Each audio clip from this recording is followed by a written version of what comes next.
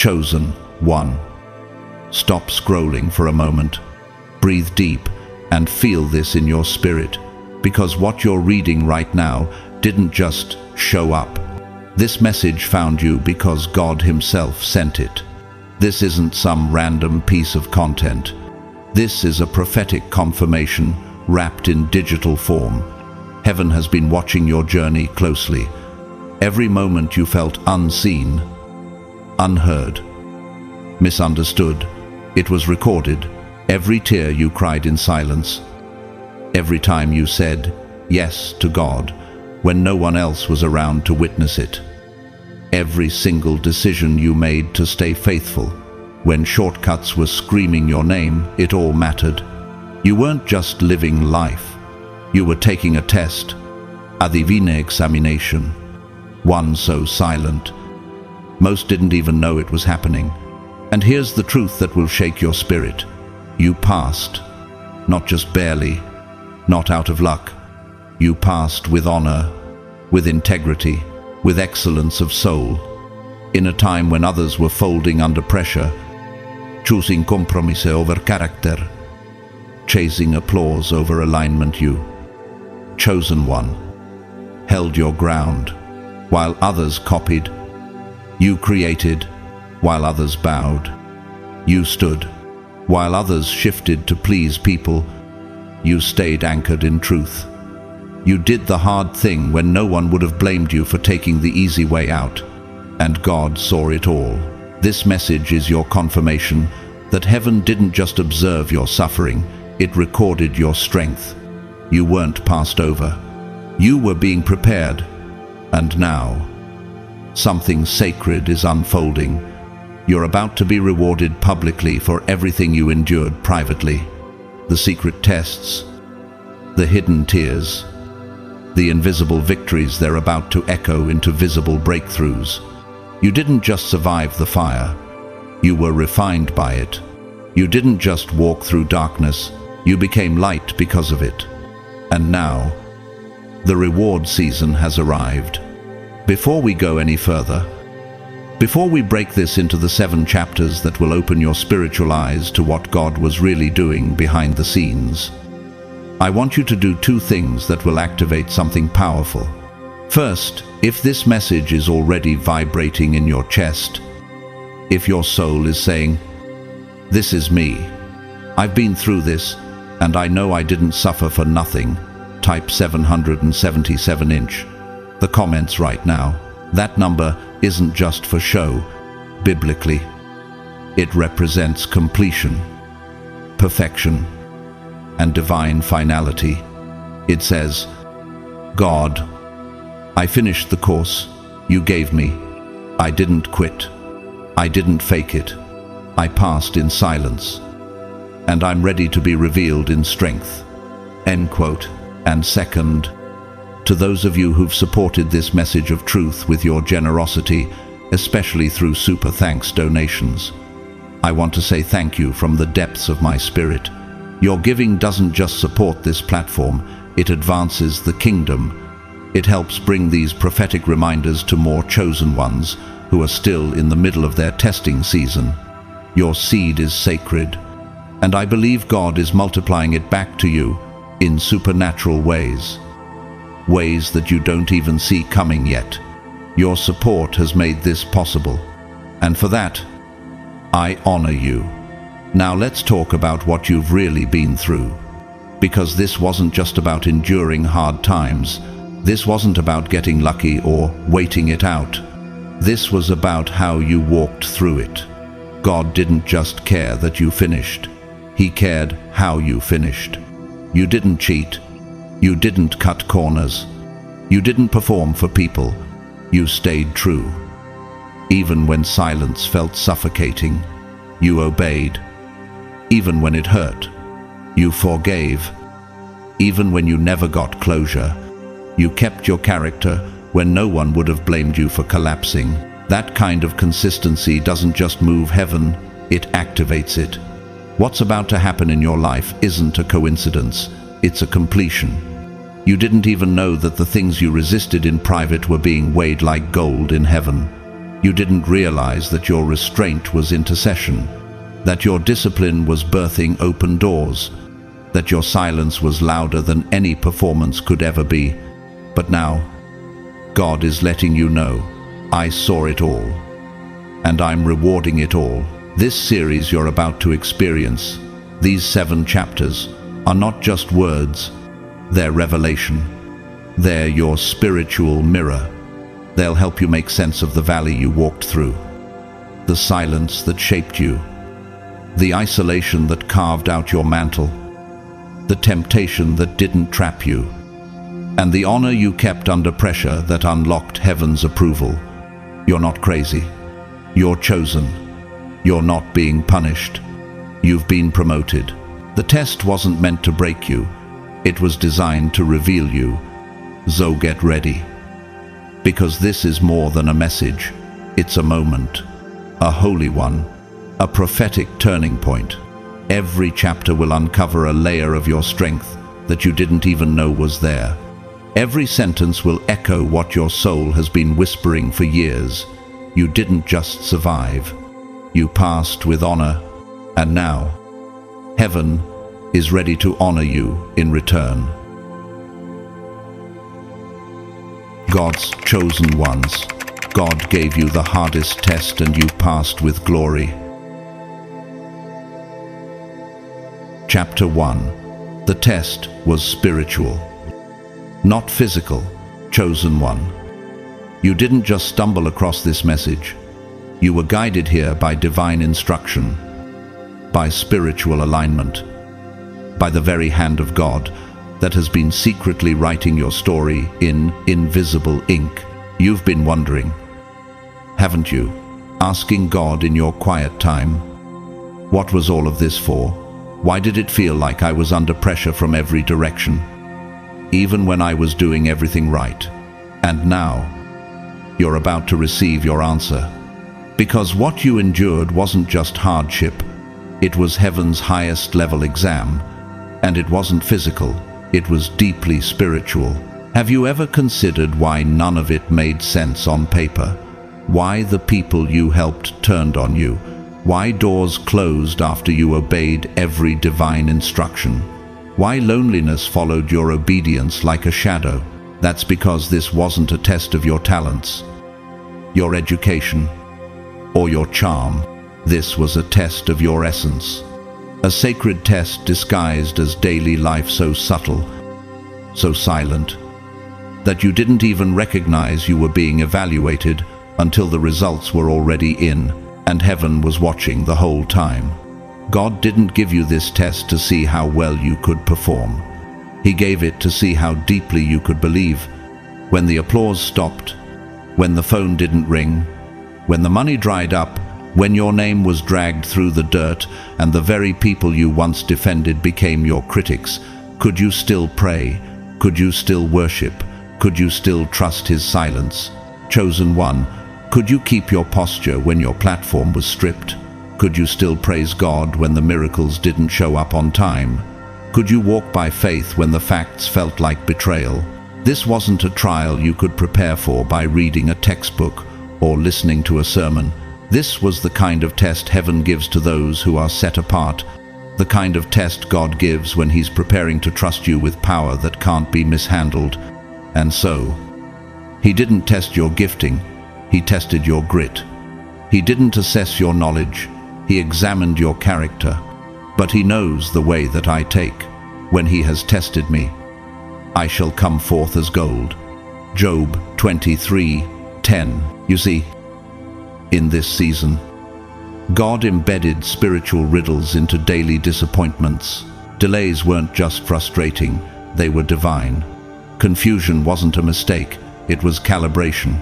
Closed doors weren't punishment, they were spiritual filters to determine if you would beg for man's approval or wait for heaven's green light. Look around you. How many people gave up during their spiritual test because they thought it was just life being unfair? But you, God's chosen one, you didn't fold. You didn't curse God. You didn't sell your soul for an easier way out. You didn't let offense take root. You stayed planted. You stayed quiet. You stayed obedient. Even when you had every earthly reason to walk away, you stayed.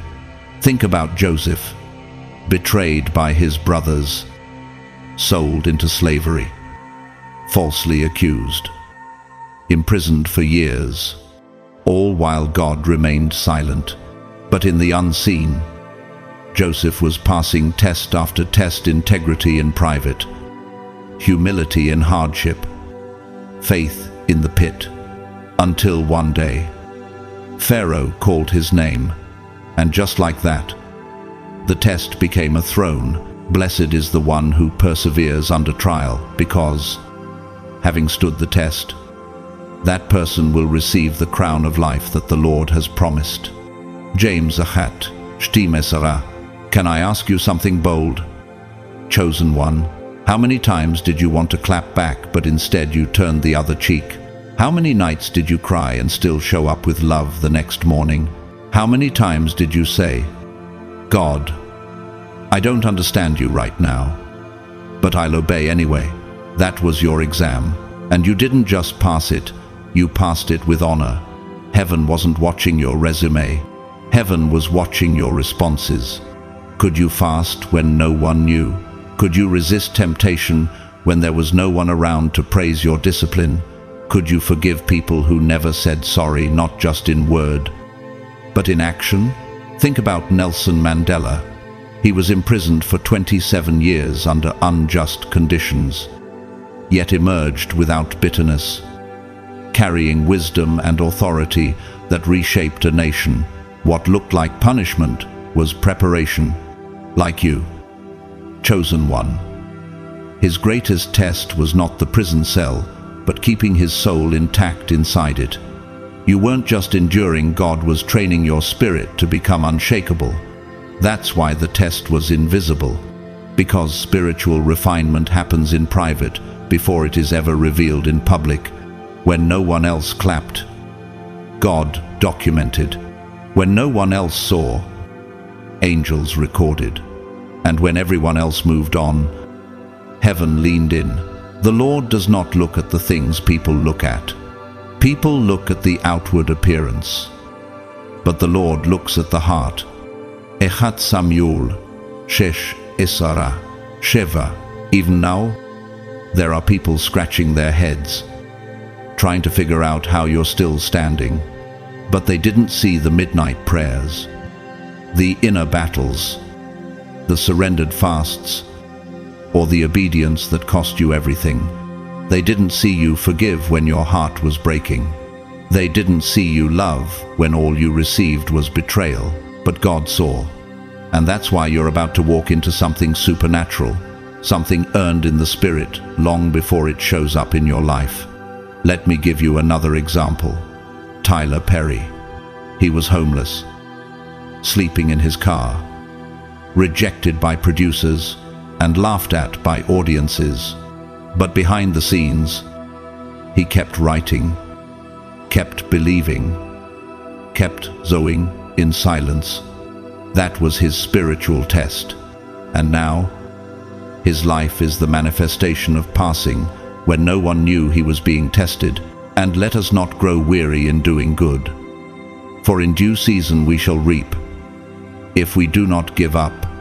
Galatians 6:9. Now here's the beautiful part.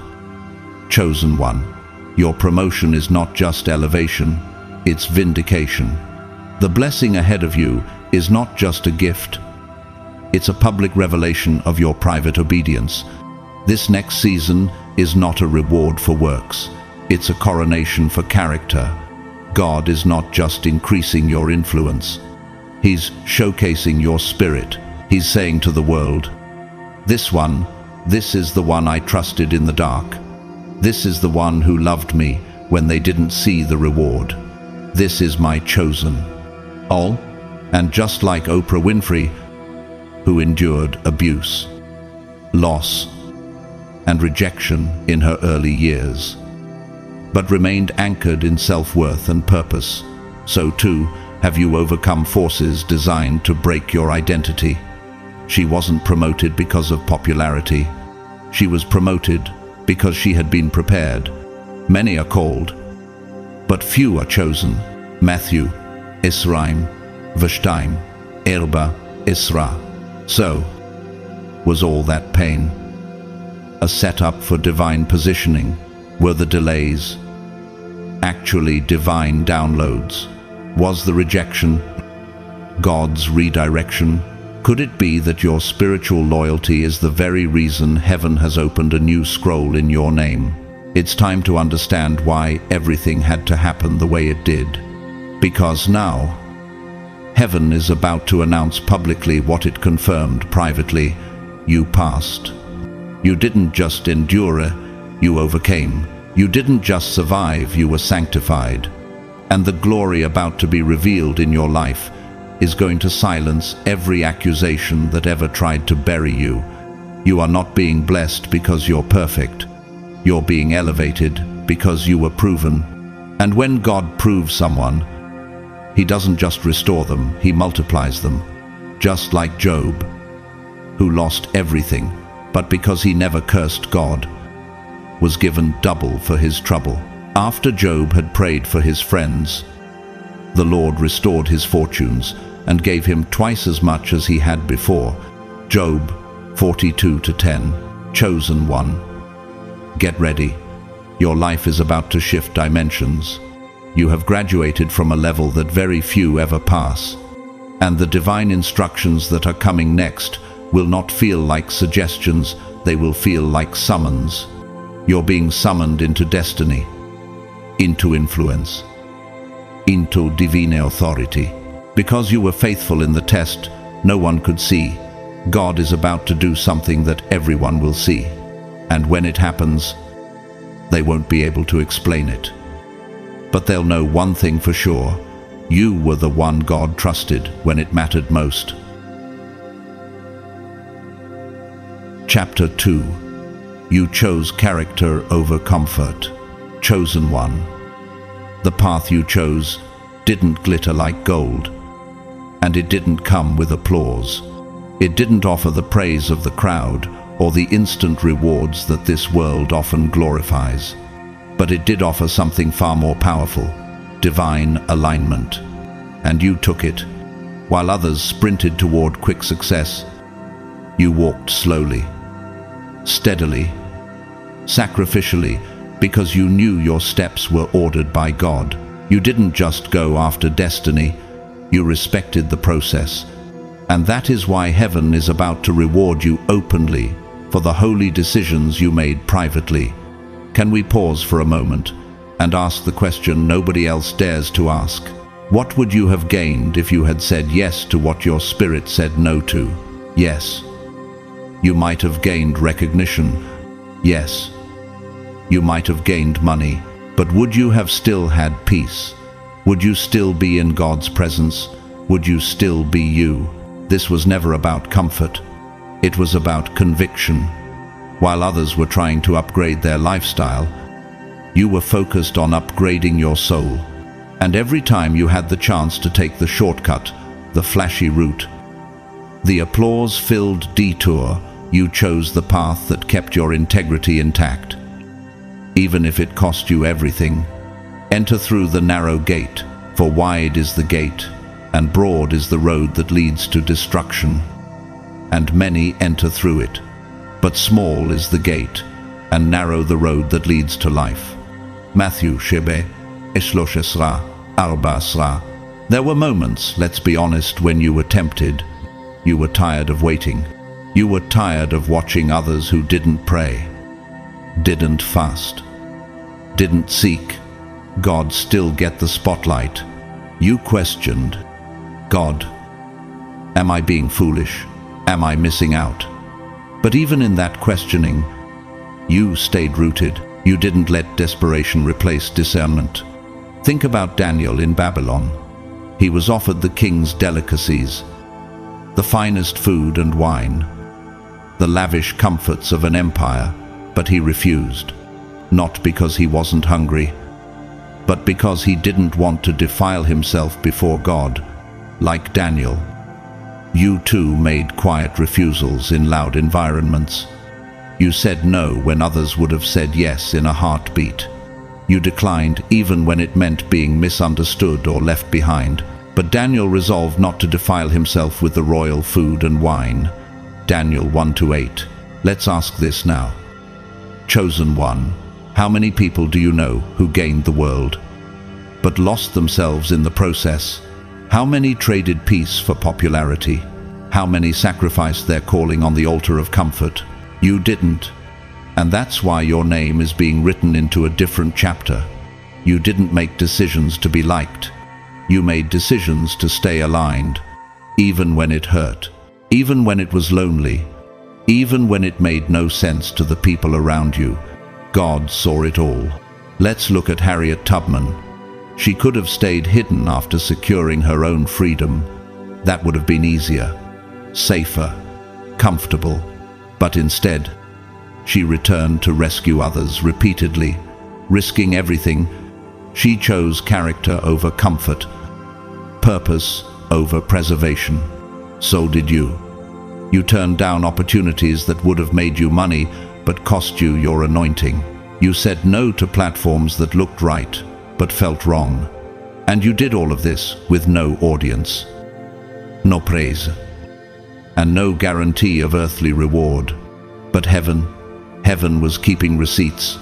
Better is the poor who walks in integrity than one who is crooked in speech and is a fool. Proverbs 19. Ein, chosen one. Think back. How many times did they offer you success if you just compromise a little? How many times were you told, everybody does it this way? How often did you feel like the only one holding the line? But you held it, and it wasn't weakness. That was warrior strength. Because the hardest fight is the internal one, the battle to remain true to your spirit when everything around you screams, give in. No. Let's talk about Chadwick Boseman. Even at the height of fame, he kept his personal struggles private. He refused roles that didn't honor his values. He carried purpose in silence and used his platform to uplift, not exploit. That's spiritual maturity. That's moral discipline. That's the kind of legacy you're building. Do quietly, faithfully, and in full alignment with heaven's will. The integrity of the upright guides them, but the unfaithful are destroyed by their duplicity. Proverbs 11:3. Can we be real? You lost some things. You lost opportunities because you wouldn't play along. You lost friends because you wouldn't gossip. You lost connections because you wouldn't compromise. But do you realize what you gained? You gained favor that can't be faked. You gained spiritual credibility in the courts of heaven. You gained access to divine strategies reserved only for the obedient. What looks like loss in the natural has been counted as loyalty in the supernatural. And God is preparing to make that public. Every tear you cried in silence, every temptation you resisted in the dark, every deal you turned down that others would have died, for those were altars of worship. And God honors sacrifice. Take a look at Malala Yousafzai. She stood for education and truth. Even when it made her a target, she didn't bend under pressure. She didn't retreat when the threats came. She stood. And now her life is a global testimony that character carries legacy farther than comfort ever could. Whoever walks in integrity walks securely. But whoever takes crooked paths will be found out. Proverbs 10:9. Here's what separates you. You didn't just ask God for blessings, you asked Him to keep you clean. You didn't just pray for a breakthrough, you prayed for boldness. You didn't just seek elevation, you sought alignment. And because of that, God has marked your name, not just for what you built, but how you built it. Not just for where you went, but who you refused to become on the way there. So now let me ask you this, chosen one. What if the silence was never a punishment?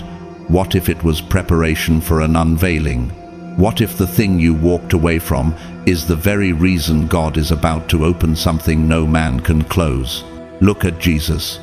After being tempted in the wilderness, Satan offered him all the kingdoms of the world in exchange for compromise, but Jesus didn't flinch. He didn't bow. And because of that, he walked in unshakable authority. You carry that same DNA. That's why the temptations were so intense. That's why the offers were so glittering. Hell wanted you to fold, but heaven knew you wouldn't. No temptation has overtaken you except what is common to mankind, and God is faithful. He will not let you be tempted beyond what you can bear. 1 Corinthians 10:13. Now, here's your divine confirmation. The season ahead isn't just about what you're about to receive, it's about what you refused that qualified you. You didn't fold. You didn't fake it. You didn't compromise your calling for comfort. And now the reward will not just be physical, it will be spiritual, emotional, generational. Peace is coming. Provision is coming. Public confirmation is coming. The applause you walked away from, God is replacing it with His endorsement.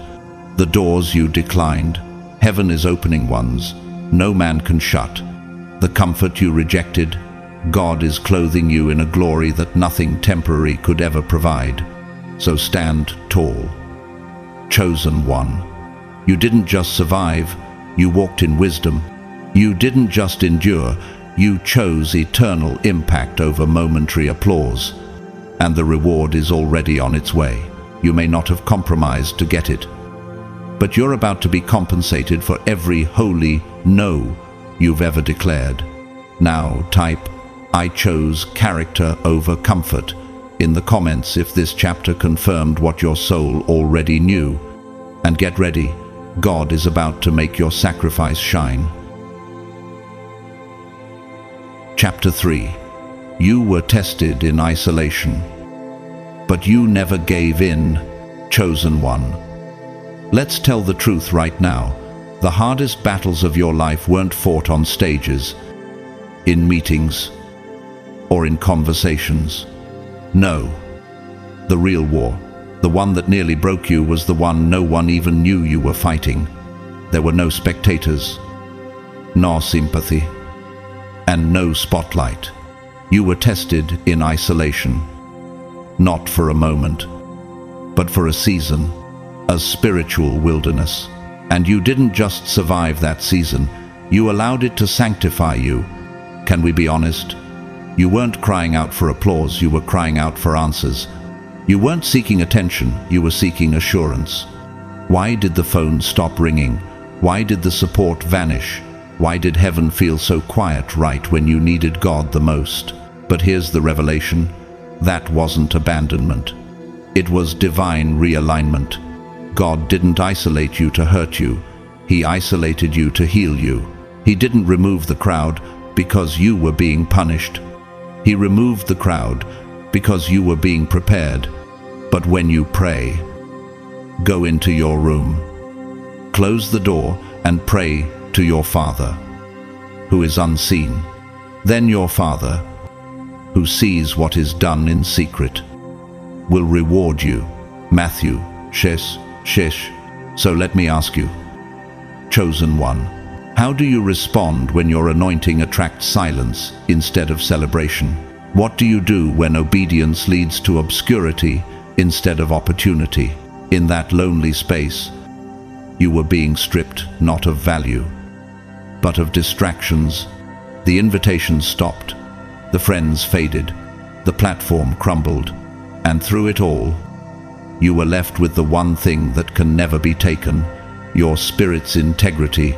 No external affirmation, no comforting crowds, just you, God, and 1,000 unanswered questions. And yet you didn't quit. You didn't curse God. You didn't compromise your character. You kept praying. Even when the answers didn't come, you fasted in silence. You worshipped in the dark. You wrote the vision when no one was watching. That's what separates you. Think about Moses. before he ever led a nation. He was exiled to the wilderness for 40 years alone. Forgotten, hidden, but in that solitude, he didn't give in to bitterness. He was trained in stillness. He encountered the burning bush alone. His call to greatness began in isolation. So, he led them through the depths, as through a wilderness. Psalm Ma Vishesh Tisha. What if I told you that your isolation was never the enemy? What if it was a divine incubator for everything God is about to release through you? What if heaven was using the silence to sharpen your hearing, not your ears, but your discernment? You were hidden, so heaven could harden you without breaking you. The isolation trained your obedience. It taught you to hear God without filters, without noise, without interference. That's why the betrayal had to happen. That's why they had to walk away. That's why the phone had to go silent, because if it hadn't, you might have clung to voices that would have steered you off course. Like David, who was anointed king, but then sent back to the sheepfield, forgotten, unseen, singing to God in solitude while his brothers dined with the prophet. But what looked like rejection was really preparation for royalty. David wasn't ready for Goliath until he'd learned how to battle lions in secret. He trains my hands for battle. My arms can bend a bow of bronze. Psalm Shemuna Esra Shloshim Ve'arba. Chosen one. Let's pause here. How many of your greatest breakthroughs were preceded by your loneliest seasons? How many of your deepest revelations were born in rooms no one else ever entered? You were forged in fire, but not a fire of fame or failure, a fire of refinement. When others were being noticed, you were being nurtured. When others were being praised, you were being purified. Heaven didn't need to promote you before you were ready, because premature promotion is spiritual sabotage. Let's look at Oprah Winfrey again. Before becoming a household name, she was fired, told she wasn't fit for television. Her isolation came through rejection, but it was in that quiet storm that she recalibrated her purpose, and when her next door opened, she walked through it, not just with skill, but with spiritual authority. So ask yourself, did you lose favor, or did God remove false favor to preserve your future? Did you fall behind, or were you pulled aside to be built differently? Chosen one. The truth is, you were never forgotten. You were set apart. God used the isolation to remove every idol, every false dependency, every spiritual crutch. Because when the time came for your emergence, He didn't want you walking in with wobbly faith. He wanted you walking in with unshakable authority. Therefore I will allure her. I will lead her into the wilderness and speak tenderly to her. Hosea Shitiem, Erba Asra. Let's take a moment to remember Nelson Mandela, isolated in prison for 27 years, hidden from the world, seemingly discarded, and yet, in that isolation, his resolve was refined. His voice became thunderous in silence when he emerged. The world bowed, not because he had shouted, but because he had endured. Chosen one. That's you. You weren't just surviving your quiet season, you were being qualified by it. Every lonely night, every unanswered prayer, every unseen act of obedience, they were all counted. They were all seen. Heaven recorded it all, and not one moment was wasted. And after you have suffered a little while, the God of all grace will Himself restore, confirm, strengthen, and establish you. Echat Peter Chamesh Aser. So now, here's the divine reversal. What was done in the shadows is about to shine. What was planted in private is about to bloom in public. What was tested in the dark is about to be trusted in the light. Because you didn't fold, because you didn't curse the silence, because you allowed the isolation to work for you instead of against you, God is about to reward you openly. This is not just about promotion, it's about vindication. What you endured in secret is about to speak louder than any testimony you could ever give. Let me remind you of someone else, Stephen King. Before he became one of the most famous authors in the world, his first manuscript, Carrie, was rejected dozens of times. He threw it in the trash. His wife retrieved it and told him not to give up. In isolation, in rejection, in the silence of repeated failure, he kept writing, and eventually, what the world once ignored, it could no longer escape. That's your story. 2. Your silence was the setup. Your isolation was the ignition, and your tears were not wasted. They were seeds. And now, chosen one, it's harvest time. So let me ask one last question. Are you ready to walk out of your wilderness with the kind of glory that only grows in hidden places? Because your life is about to shift, not because of what people said, but because of what you proved in the silence. God saw you. Heaven documented it. And now earth will witness the unveiling. Type, "I was tested in isolation and I passed," in the comments. If this chapter spoke directly to your soul, the reward is not coming for your visibility, it's coming for your invisible victories. And what comes next will be the loudest silence breaker of all. God's public confirmation of your private obedience. Chapter 4. Temptation came, but you walked away clean, chosen one. It's time to look at what really happened, not just from earth's perspective, but from heaven's. Let's be honest, the enemy didn't come at you with basic distractions or shallow tactics. No, he came surgically, strategically, relentlessly. He observed your past like a study guide, traced the scars on your heart, mapped out your emotional triggers, and crafted temptations with the precision of a tailor making a suit just for you. He didn't bring chaos alone, he wrapped it in the disguise of comfort. He didn't show up with an obvious war, he whispered, seductive lies wrapped in opportunity. And you could have fallen. You had every excuse to fold. You were tired. You were hungry for connection. You were emotionally stretched and spiritually exhausted. But somehow, in the middle of the pressure, you paused long enough to pray.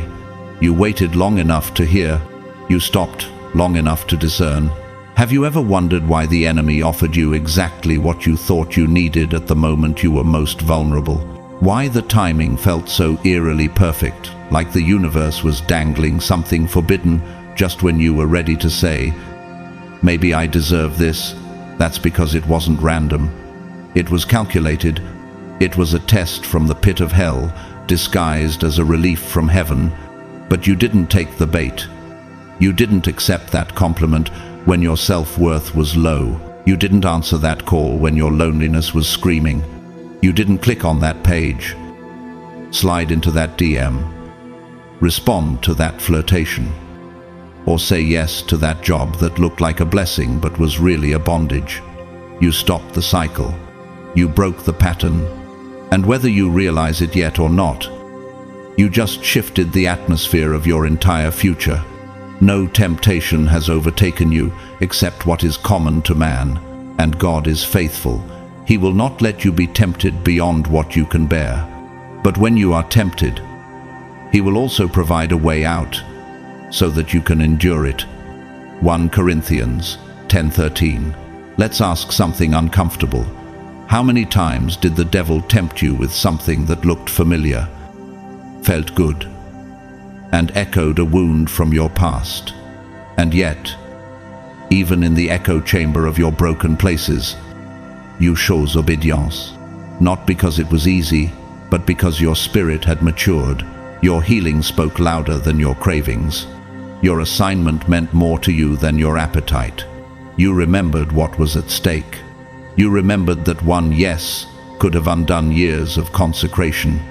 You understood that one compromise could reroute your calling. You didn't just resist. You recognized that is where spiritual warfare begins, not in fighting the enemy, but in recognizing when he's trying to wear your skin. Look at the life of Joseph. After being betrayed by his brothers and sold into slavery, he finally found favor in Potiphar's house. But just as things began to stabilize, Potiphar's wife came with a seductive offer. She wasn't just tempting him sexually, she was tempting him with a fast track to comfort, power, and security. But Joseph ran. Not because he wasn't tempted, not because he didn't have desire. He ran because he had discernment, and because of that decision, even though it landed him in prison temporarily, it positioned him for the palace eternally. Chosen one. You did the same. You ran. You resisted. You chose character over craving. Flee from sexual immorality. All other sins a person commits are outside the body. But whoever sins sexually sins against their own body. 1 Corinthians 6:18. Let's ask this now. How many people have ruined a decade of their destiny for a 10-minute decision? How many have sold their birthright for a bowl of temporary satisfaction? But you didn't. You stood still when everything in you wanted relief. You held your tongue when your ego wanted praise. You walked away from easy money, easy love, easy validation, not because you didn't want it, but because you knew it came with strings. You've grown beyond your triggers. You've matured past your impulses.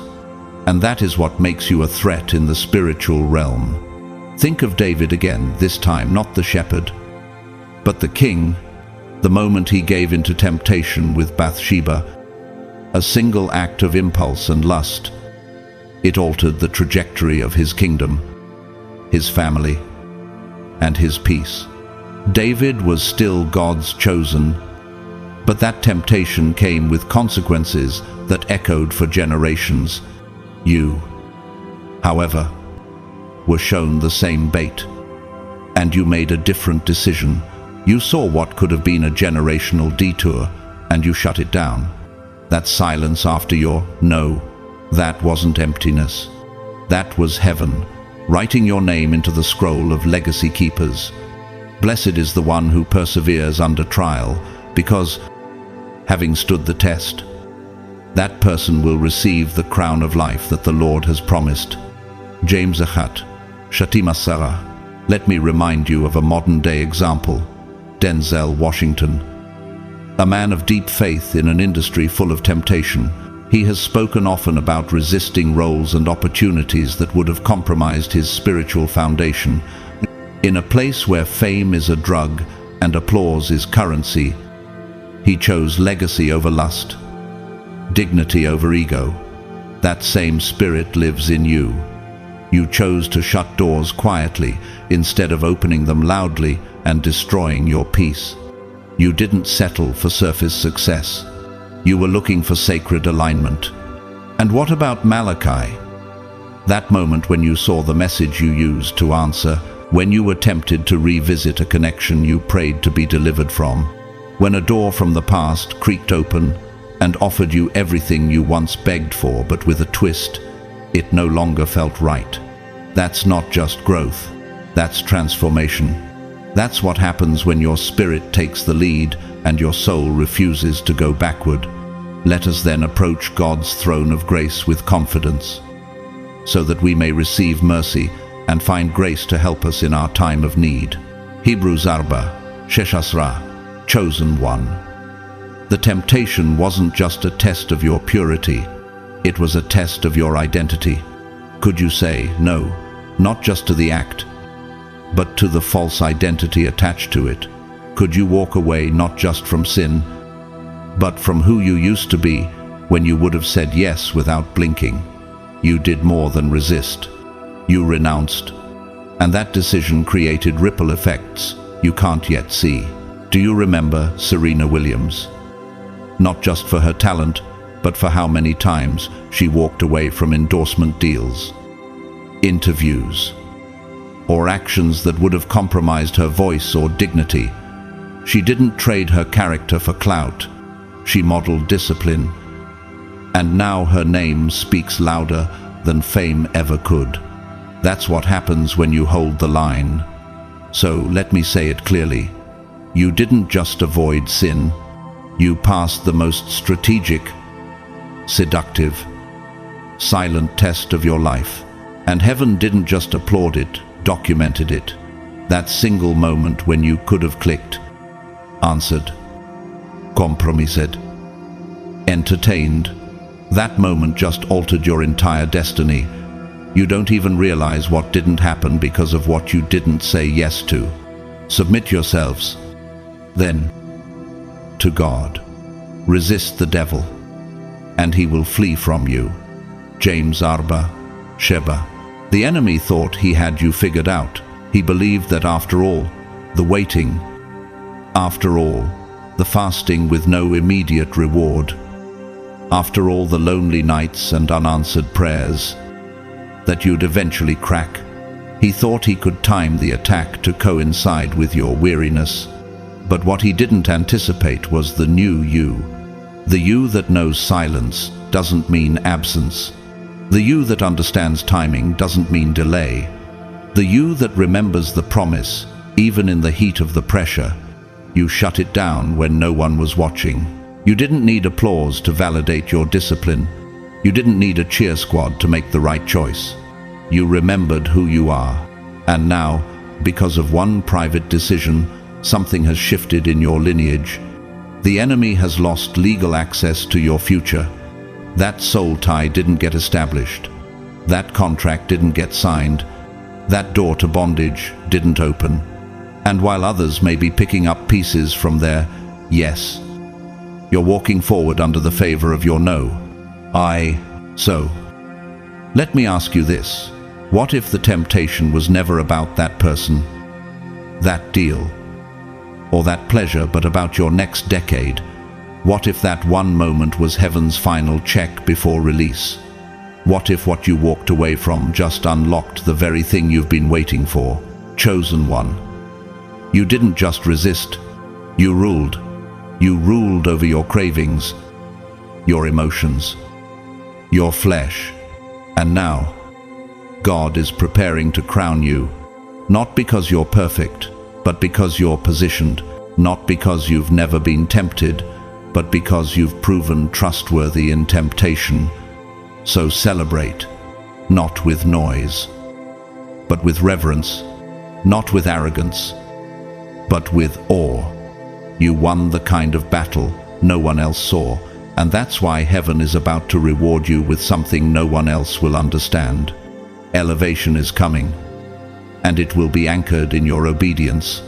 Legacy is shifting, and it will be preserved by your purity. Your no in private just set the stage for a yes from heaven that's about to echo for generations. Chapter 5. You didn't cheat, even when nobody would have known. Chosen one. Let's speak plainly. One of the most dangerous temptations isn't public, it's private. It's not the test that comes with external opposition. It's the one that comes with internal permission. The subtle voice that whispers, no one would ever know. The offer to bypass the pain of the process and still end up with the promise. The secret opportunity to present yourself as more developed, more successful, more holy, more blessed than you truly are in the moment. That's where the real warfare happens, not in front of an audience, but in the empty room with just you, your conscience, and your God. And you passed that test. There were moments you could have taken shortcuts. You could have told half-truths and spun them into testimonies. You could have padded your resume, propped up your platform, or performed your pain just to gain attention. You could have claimed maturity before you were fully healed, or posted the fruit of someone else's labor and passed it off as your own.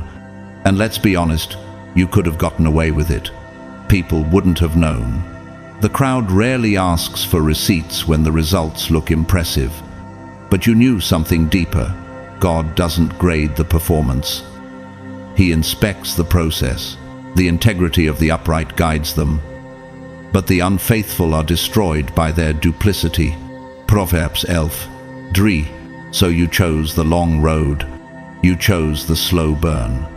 You let the foundation form in silence, even while others sprinted past you with flashy results. You didn't fake growth to gain applause. You didn't manipulate timelines to impress people. You didn't cheat the process even when the pressure to perform was suffocating. And why? Because the fear of God outweighed the fear of being forgotten. Because obedience meant more to you than optics. Because you knew that what you build in dishonor cannot carry the weight of glory. Let me ask you something. Chosen one. How many people have built castles on sand and called it success? How many created platforms through performance only to crumble under the weight of falsehood? How many chose applause over authenticity and lost themselves in the process? But you didn't, and that decision set you apart. Think about Jesus, standing in the wilderness after fasting 40 days. The enemy came to him privately, not with persecution, but with temptation. If you're really the Son of God, turn these stones into bread. It wasn't a public debate. It was a private test.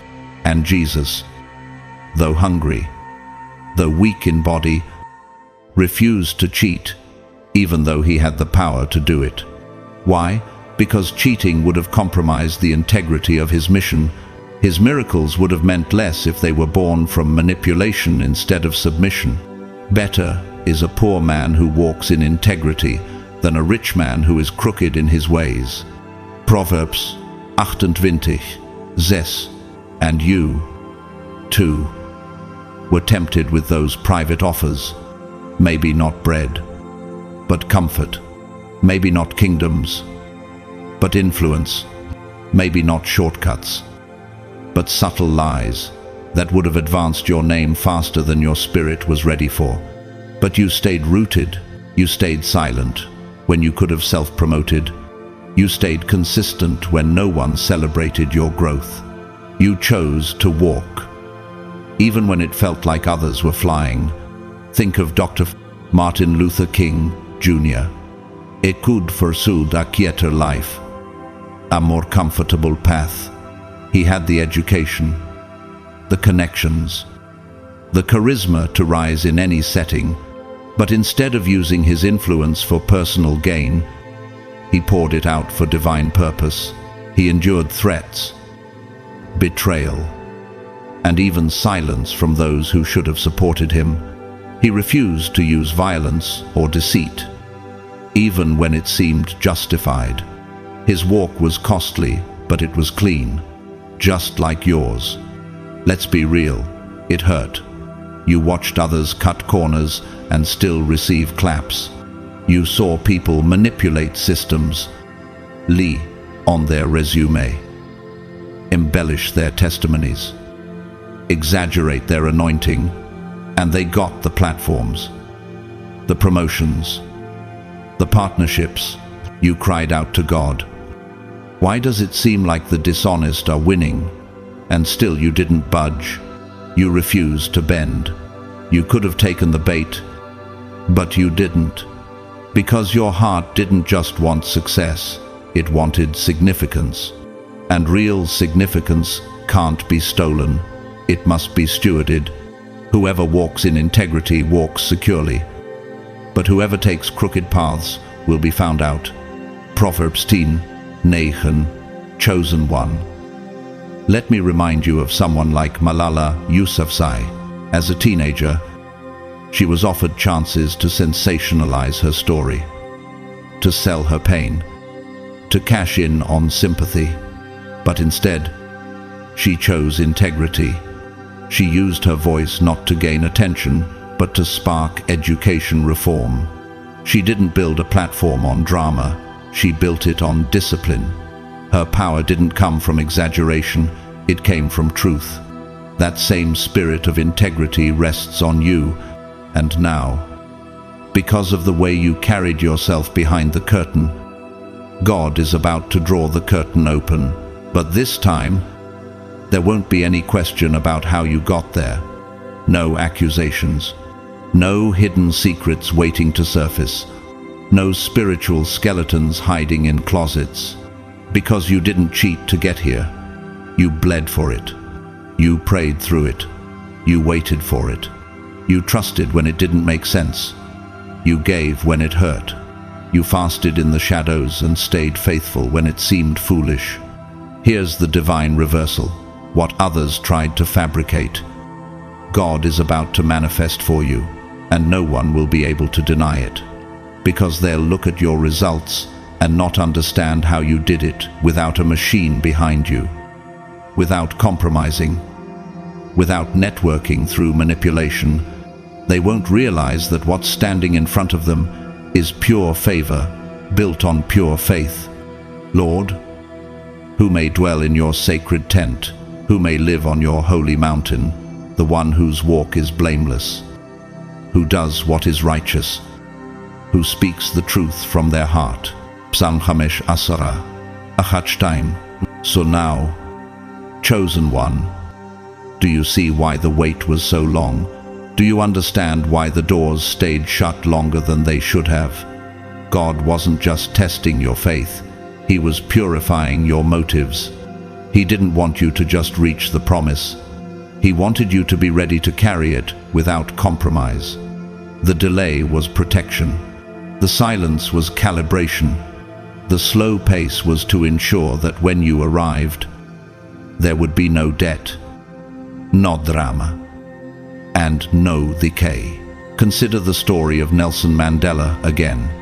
After decades of imprisonment, he walked out with clean hands, no bitterness, and undeniable dignity. The world respected him, not just because of what he endured, but because he endured without compromise. He didn't cheat revenge for justice. He waited for truth to shine, and his reward, legacy, leadership, and a name sealed in history with honor. Even a child makes himself known by his acts, by whether his conduct is pure and upright. Proverbs 20, Elf. So let me ask you again, chosen one, was the process painful? Yes. Was it worth it? Absolutely. Because what you're about to receive will have no strings attached, no compromise, no corruption. It will be clean favor for clean obedience. And now, God is about to reward your restraint with release. You passed the test of integrity in the shadows. You chose truth when lies would have been easier. You didn't manipulate the miracle. You didn't fake the promise.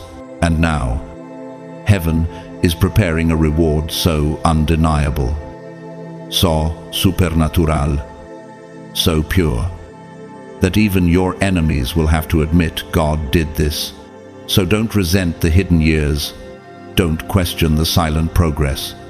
Don't mourn what you didn't manipulate, because what God is placing in your hands now will outlast what they tried to build through shortcuts. This reward isn't just for what you built, it's for how you built it. Not for the outcome, but for the obedience. And chosen one. When you chose not to cheat, you told heaven, you can trust me. And God always rewards trust with territory. Your next level isn't just elevation, it's endorsement. And no devil in hell can argue with clean fruit. Chapter 6. Your honor under pressure unlocked heaven's approval. Chosen one. What you've endured wasn't just resistance, it was refinement. You weren't simply going through hard times. You were being observed, veiled, and measured by the unseen courts of heaven. God wasn't just watching whether you'd survive the pressure. He was watching how you carried yourself inside it. Because while survival is biological, honor is spiritual. And you, beloved, walked through the fire with a posture that shook hell and moved heaven. You were under pressure from every angle, mentally, emotionally, spiritually, and still. You didn't fold. You didn't sell your character to buy your way out of pain. You didn't forsake your faith for temporary ease. You didn't allow affliction to warp your anointing. Do you realize how rare that is? When most people go through trials, their behavior shifts. Their speech turns sharp. Their integrity bends to meet their desperation. But not you. You were surrounded by misunderstanding, and yet you didn't retaliate. You were attacked by people who once called you friend, but you chose silence over slander. You felt isolated in ways you couldn't explain, and still, you remained loyal to God, even when He seemed distant. Tell me, chosen one, how many times did you cry out in secret, "God, I don't understand, but I'll still trust you"? How many times did you bite your tongue when you had every right to scream back? How often did you feel like breaking down, but instead, you bowed in prayer? He will make your righteousness shine like the dawn, the justice of your cause like the noonday sun. San Shiloshim, Vesheba, Esish. That kind of posture isn't weakness. That's divine strength. You didn't choose revenge. You chose reverence. You didn't adopt the world's rhythm. You kept your soul in sync with God's heartbeat. And that right there, that decision to honor God under pressure, has unlocked a realm of favor, elevation, and supernatural covering that most will never walk in. This wasn't about who could fight the loudest or defend themselves the fastest. This was about who could keep their heart pure while hell waged war around them. Let's remember the story of Shadrach, Meshach, and Abednego. They were threatened with fire, pressured by political power, surrounded by a nation bowing to idols. But their answer was steady. Even if our God does not rescue us, we still won't bow. That's the kind of integrity you carried. While others bowed to culture, you stood for the kingdom. While others were bending to trends, you were anchored in truth. And because of it, the same fire that was meant to destroy you only revealed the presence of the fourth man, God, in your midst. When you walk through the fire, you will not be burned. The flames will not set you ablaze. Isaiah 43:2. Now, let's go deeper. Why does honor matter so much in the kingdom? Because honor proves what cannot be faked. Your motive. Anyone can give God praise on a mountaintop. Anyone can serve Him when blessings flow and the crowd is cheering. But true honor is forged in the furnace. Can you still walk upright when you're bowed over in grief? Can you still speak life when death is knocking at your dreams? Can you still walk in purity when temptation feels like relief? You did all of that and more. And now, chosen one, your reward is being released, not because you survived, but because you did it God's way. Think about Nelson Mandela again. After 27 years in prison, he emerged not bitter, not bent on revenge, but full of grace. He had been humiliated, isolated, and stripped of everything. But he refused to retaliate.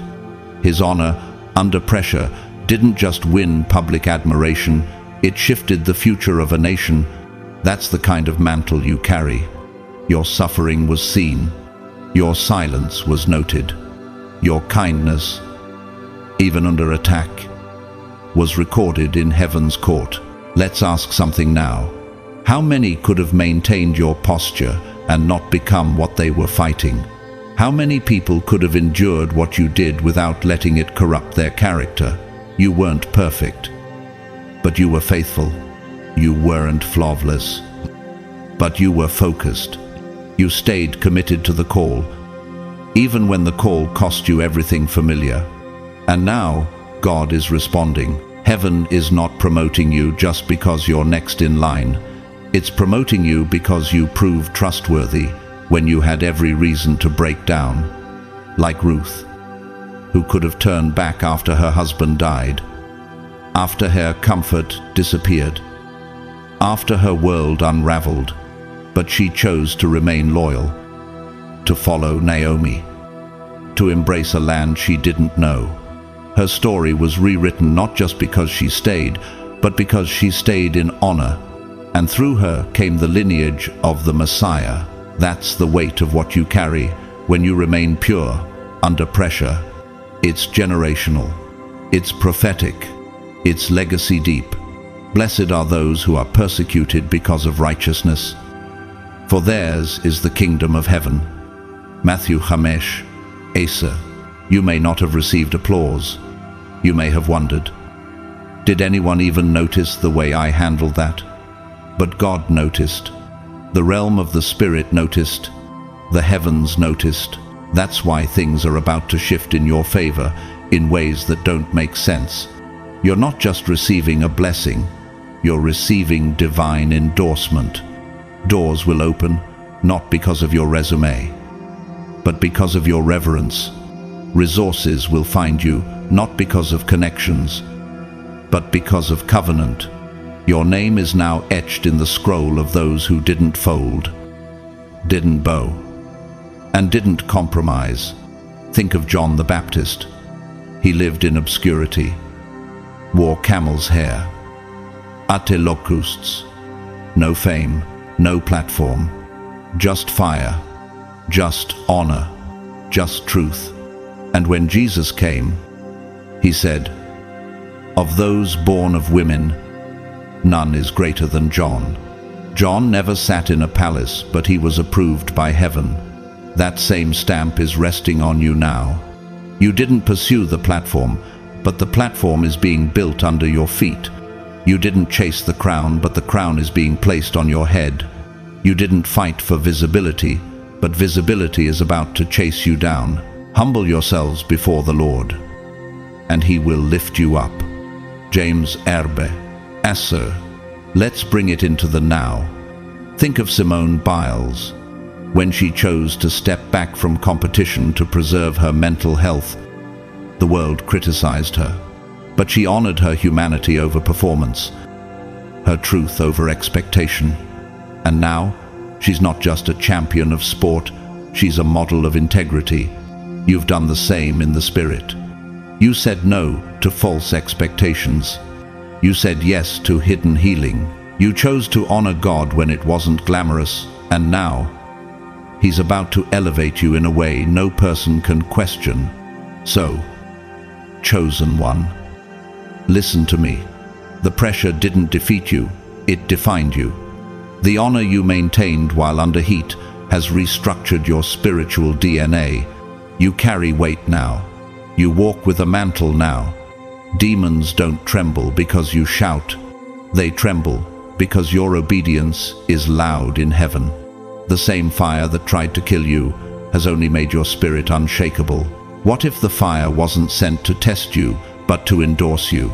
What if your refusal to retaliate wasn't just a personal victory, but a generational turning point? What if the very thing that tried to break you is now the foundation God is using to build your next chapter? Because this isn't just about breakthrough. This is about promotion with proof. The pressure was your proving ground, and now, the same heaven that watched you bow in prayer while others bowed to idols is about to elevate you without you having to say a word. Your fruit will speak. Your oil will speak. Your peace will testify. And your life will shout one undeniable message. This one can be trusted. And to those who by persistence in doing good seek glory, honor, and immortality, he will give eternal life. Romans 2:7. Type, "I honored God under pressure," in the comments if this chapter put language to what you've been carrying in silence. And stay ready, because what's coming next isn't just recognition, it's recompense. The heavens are not only pleased, they are responding. The seal is already on you, and no man can remove what God has approved. Chapter 7. Now comes the public reward for your private passing. Chosen one. Pause and prepare your heart. Not because you're waiting, but because what you waited for is about to arrive. This is not a drill. This is not hype. This is not wishful thinking. This is your unveiling. The reward is real. The release is near. And the reason it's coming now isn't because you demanded it, but because you qualified for it. The time has come for the invisible to be made visible, for what was whispered in prayer to be shouted in power, for what was hidden in the fire to be displayed in the fullness of favor. This next season is not the result of striving, it's the result of surviving with your soul intact. You've wept in rooms nobody saw.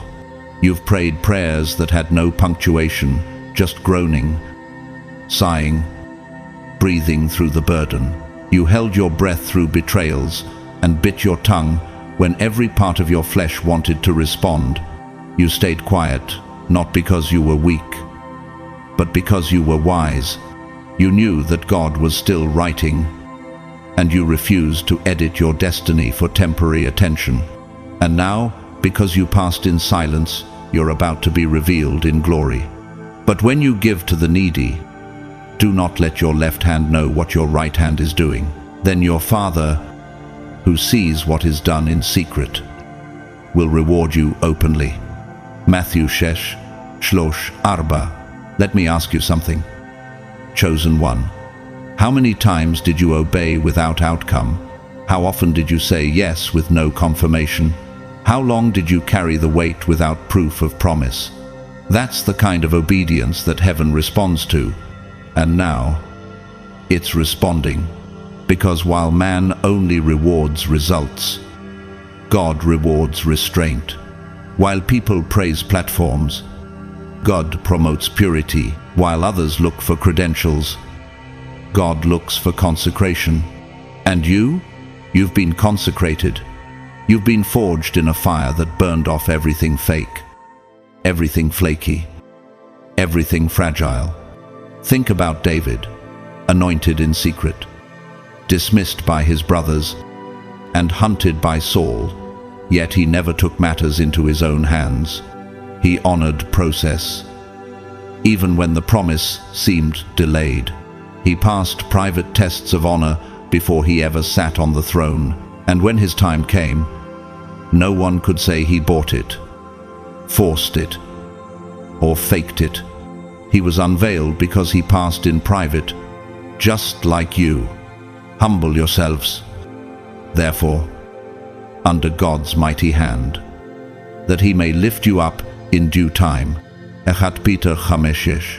Chosen one. Let's call it what it is. There were moments when you felt overlooked, uncelebrated, and even punished for your purity. You saw people who cut corners rise quickly while you stayed in the shadows. You watched others get rewarded for what you resisted. You carried integrity in silence while others marketed their image loudly. And yet, you waited. You stayed submitted. You didn't chase applause, you chased alignment. And that's why what's coming next won't just be a blessing, it will be a benchmark of divine favor. Let's reflect on the life of Maya Angelou. For years, she suffered in silence, endured trauma, and carried burdens no child should have to bear. And yet, through her pain, she preserved her voice. Her obedience to her truth, spoken through poetry and prose, eventually unlocked platforms the world couldn't ignore. That's what happens when your soul passes the test before your name reaches the masses. And what about you? What did you walk away from to preserve your soul? What offers did you decline because they didn't align with your assignment? What battles did you choose not to fight because you trusted God would vindicate you instead? All of it was seen, every single decision. And now the reward isn't just trickling in, it's being unleashed. And when it arrives, it won't just bless you, It will bless everyone connected to you. You have been faithful with a few things. I will put you in charge of many things. Come and share your master's happiness. Matthew 25-21. Here's what's different about this next season. It's not about striving. It's about receiving. You're not campaigning for rooms. You're being called into them. You're not manipulating relationships. You're being introduced divinely. You're not forcing visibility. You're being seen by the Spirit. The unveiling is happening because your maturity has finally matched your mantle. The spiritual strength you cultivated in silence has now prepared you to carry the weight of what's being released. Let me take you to the example of Fred Rogers. Yes, Mr. Rogers, he was not a man of loud charisma, but of quiet conviction. He passed the test of fame by never performing for it. He never compromised his values for the sake of numbers, and yet his legacy outlived many louder voices. Why? Because heaven doesn't reward noise, it rewards nurture, just like you. He built something the world didn't understand at the time, but now we see the fruit, and your fruit is about to flourish just the same. Let's go deeper. What if everything that rejected you was heaven's way of protecting your timing? What if the silence wasn't proof of delay, but evidence of divine precision? What if you've been in a holy holding pattern, not stuck, but sealed until heaven's announcement date? Because what you're walking into now isn't an audition, it's an appointment. The doors that are opening aren't the result of networking. They're the result of nurturing your obedience in the dark. Do not grow weary in doing good, for at the proper time you will reap a harvest if you do not give up. Galatians 6:9. Chosen one. God didn't bring you this far just to make a spectacle. He brought you this far to make a statement. The very platform that others tried to hijack through shortcuts is being handed to you with weight and wisdom. And the reason you'll hold it well is because you've bled for it. You didn't just want it, you were formed for it. Let's talk about Chadwick Boseman.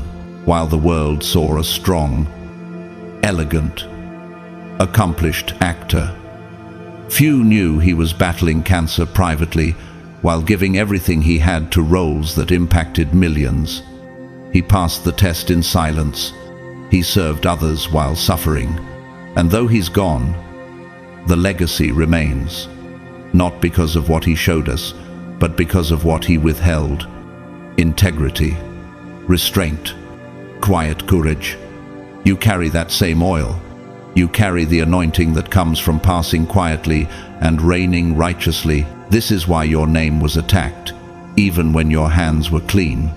This is why the warfare intensified when you finally chose to walk away from lesser things.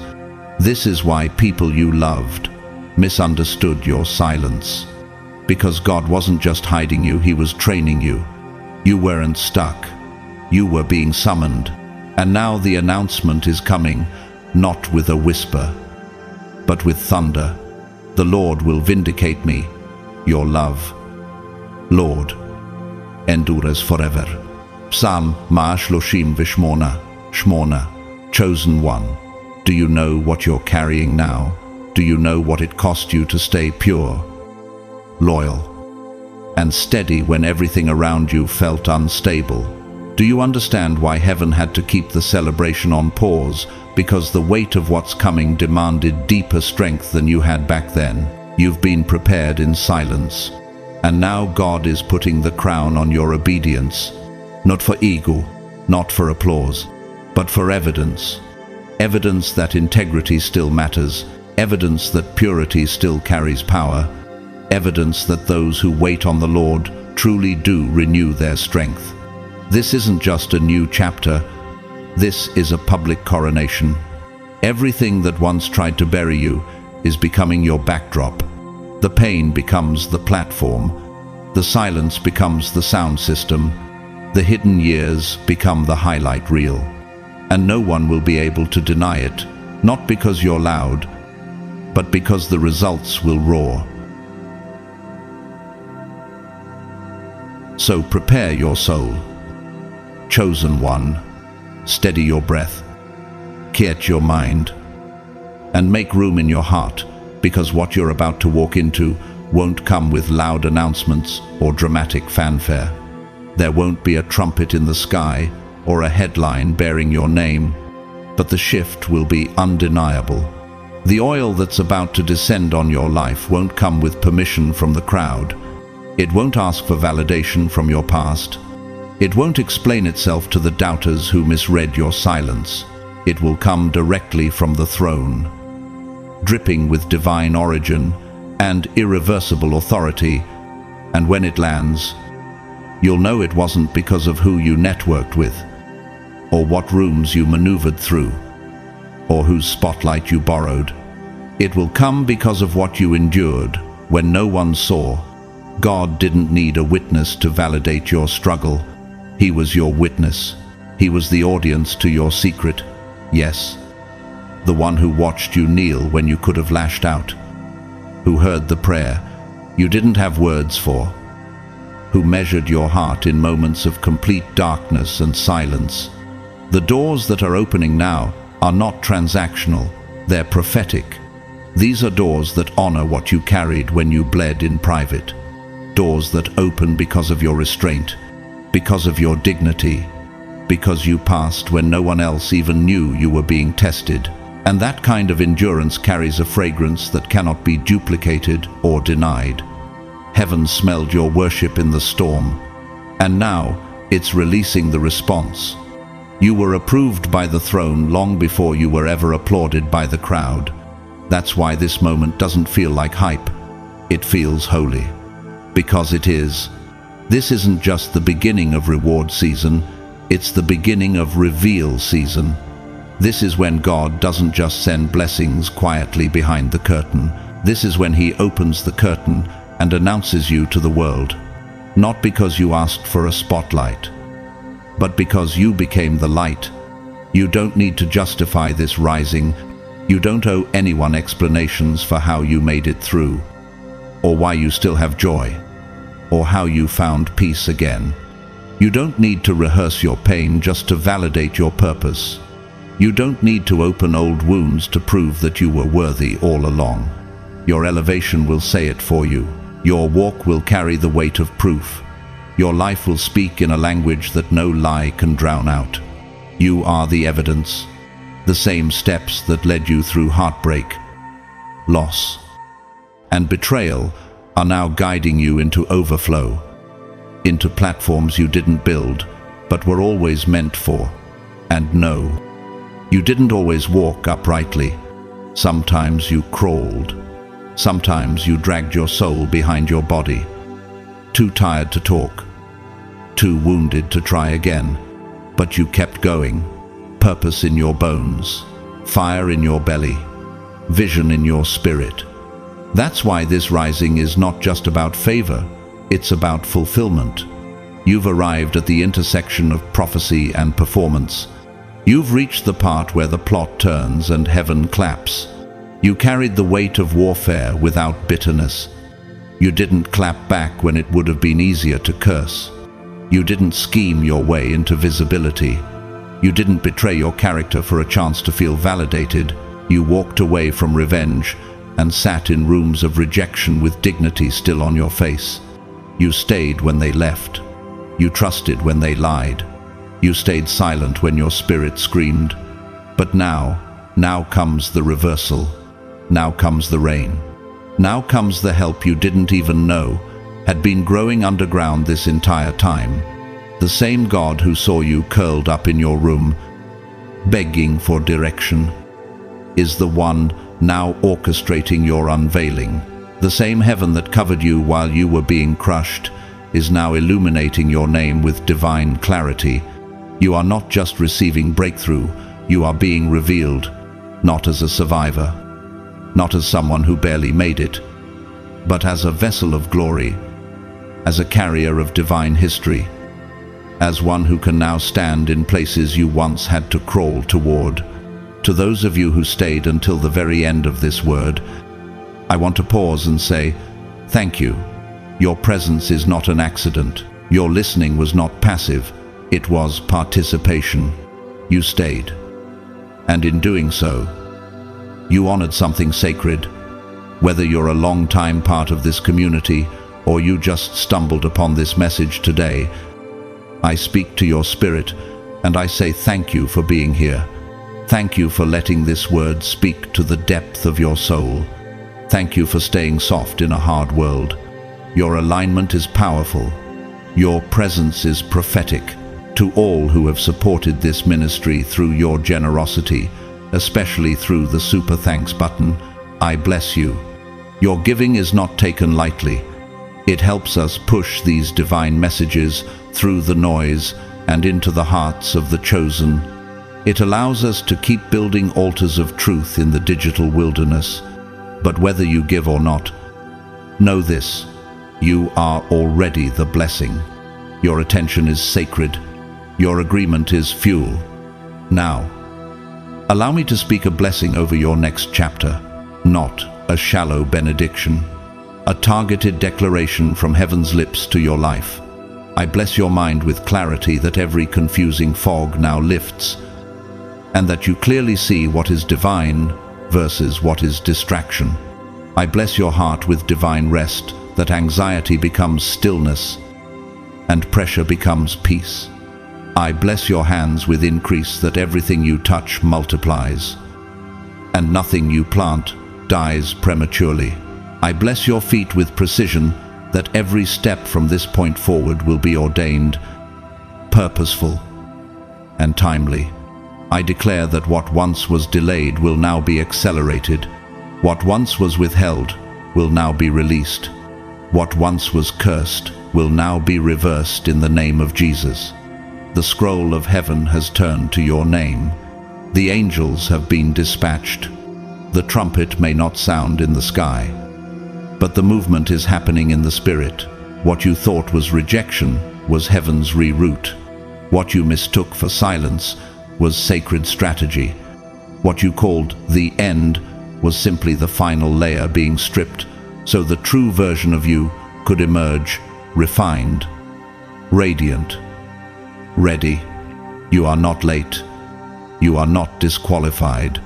You are not broken beyond use. You are not behind. You are not invisible. You are the prophecy in motion. You are the answered prayer. You are the generational shift. You are the one your bloodline has been waiting for. You are the voice, the flame, the divine disruption, the walking scroll of heaven unrolled in the earth, the one the enemy couldn't silence, the one the grave couldn't hold, the one God is revealing now, not later, not eventually now. So rise, chosen one, rise not with timidity, but with trembling power. Walk not in hesitation, but in holy confidence. Speak not to be loud, but to release light. You are stepping into the stage heaven built for your voice. You are not entering a new season. You are the new season. The scroll is open. The oil is flowing. The crown is being fitted. The light is green. And every room you walk into from this point on will know a chosen one has entered. Until we meet again in the next word, may your soul stay aligned. May your spirit stay sensitive. And may your steps be soaked in holy oil. Whether you sow a seed into this revelation or simply share it with someone who needs it, know this: I bless you. I bless your house. I bless your name. I bless your becoming. You are not just walking into something new. You are becoming the unveiling of something eternal. Heaven rejoices over you. The angels echo your name. The story you lived in silence is now becoming the headline of heaven. You are seen. You are celebrated. And you are so deeply loved. This is your reveal. This is your rise.